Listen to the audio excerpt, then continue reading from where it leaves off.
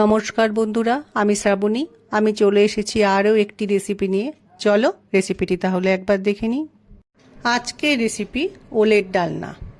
ওলের তরকারি বা ওল সেদ্ধ বানিয়ে আমরা অনেক সময় খাই, কিন্তু আজকে আমি যেভাবে আলু দিয়ে ওলের ডালনাটা বানাবো, এইভাবে যদি নিরামিষ দিনে বানিয়ে নেওয়া যায়, খেতে কিন্তু বেশ ভালো লাগে।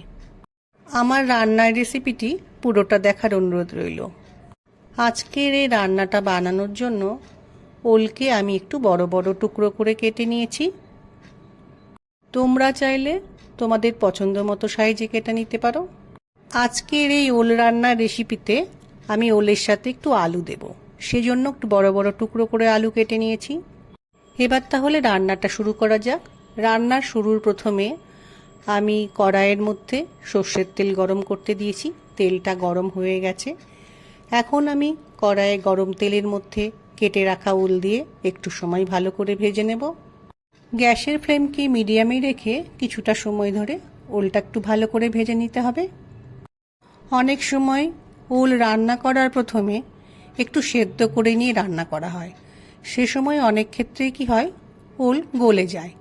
এই জন্য আগে ভেজে নিয়ে রান্না করলে গলার চান্সটা কম থাকে। ওল ভাজা হয়ে গেলে আমি একটা পাত্রে কড়াই থেকে তুলে রেখে দেব। কড়াই থেকে ওলটা তুলে নিয়ে একটা পাত্রে রেখে দিয়েছি। এখন সেই তেলের মধ্যে গোটা জিরে ফোড়ন দিলাম। জিরেগুলো খুব সুন্দরভাবে ভাজা হচ্ছে। এই সময় একটা দারচিনি ও শুকনো লঙ্কা ফোড়নে দিলাম, একটা তেজপাতা ফোড়নে দিলাম। ফোড়নটাকে একটু সময় ভালো করে ভেজে নিতে হবে। ফোড়নটা ভালোভাবে ভাজা হয়ে গেছে। এই সময় কেটে রাখা আলু তেলের মধ্যে দিয়ে আরও একটু সময় ভালো করে ভাজতে হবে। আলুর টুকরোগুলোকে খুব বেশি লাল করে ভাজবো না, হালকা একটু ভেজে নেব। একটা বড় টমেটো ছোট ছোট টুকরো করে কেটে রেখেছিলাম, সেটা আলুর মধ্যে দিয়ে আর একটু সময় ভেজে নিতে হবে। টমেটোগুলো একটু ভাজা হয়ে গেছে। এই সময় ভেজে রাখা ওল কড়াইয়ের মধ্যে আলুর মধ্যে দিয়ে দিলাম। এখন আমি এর মধ্যে মশলাগুলো দেব। প্রথমে দিলাম পরিমাণ মতো নুন, এবার দিয়ে নিলাম হলুদ গুঁড়ো, এখন দিয়ে নিচ্ছি জিরে গুঁড়ো, দিয়ে নিলাম ধনে গুঁড়ো, ঝালের জন্য দিয়ে নিলাম লঙ্কা গুঁড়ো ও কালারের জন্য দিয়ে নিলাম কাশ্মীরি লঙ্কার গুঁড়ো। অল্প একটু আদা গ্রেট করে রেখেছিলাম, সেটাও দিয়ে নিলাম কড়াইয়ের মধ্যে। মশলাটা যাতে পুড়ে না যায় সেজন্য অল্প জল দিয়ে আলু ওলের সাথে মশলাটা একটু ভালো করে কষিয়ে নেব।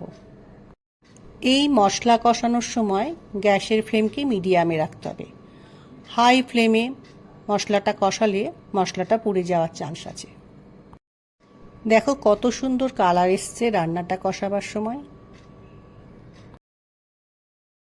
রান্নাটা কষানো হয়ে গেছে। আমি একটু গরম জল করে রেখেছিলাম, সেটা রান্নার মধ্যে দিয়ে ভালো করে জলের মধ্যে রান্নাটা মিশিয়ে দেব।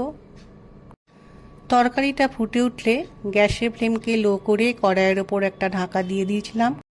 কিছুক্ষণ রান্না করার পর ঢাকাটা সরিয়ে দেখলাম ওল আলু দুটোই সেদ্ধ হয়ে গেছে। এবার আমি তরকারির মধ্যে একটু গরম মশলা দিয়ে দিলাম। একটা পাত্রের মধ্যে অল্প জলের মধ্যে একটু তেঁতুল ভিজিয়ে রেখেছিলাম, সেই তেঁতুলের পাল্পটা দিয়ে দিলাম। অল্প একটু চিনি দিলাম। এবার রান্নাটা একটু ভালো করে মিশিয়ে নেব। এই ওলের তরকারিতে একটু তেঁতুল দিলে খেতে বেশ ভালো লাগে। অনেক সময় বর্ষাকালে ওল খেলে গলা ধরে, তেঁতুল দিলে গলাটাও ধরে না। রান্নার মধ্যে একটু ধনেপাতা কুচি দিয়ে ভালো করে আরও একবার মিশিয়ে নিলাম। আর মিনিট খানেক ফুটিয়ে নিলেই রান্নাটা আমার তৈরি হয়ে যাবে। আলু দিয়ে ওলের ডালনা রেসিপিটি আমার তৈরি হয়ে গেছে। দেখতেও যত সুন্দর হয়েছে, খেতেও কিন্তু তত সুন্দর হয়েছিল। রান্নাটাকে এবার ঠান্ডা করে নিয়ে আমি একটা পাত্রের মধ্যে ঢেলে নিয়েছি। এই ওলগুলো খাওয়া স্বাস্থ্যের পক্ষে ভীষণ ভালো। আমার রেসিপিটি দেখে তাহলে একদিন ঠিক এইভাবে একটা আলু দিয়ে ওলের রেসিপি তৈরি করে নাও, দেখবে খেতে বেশ ভালো লাগবে।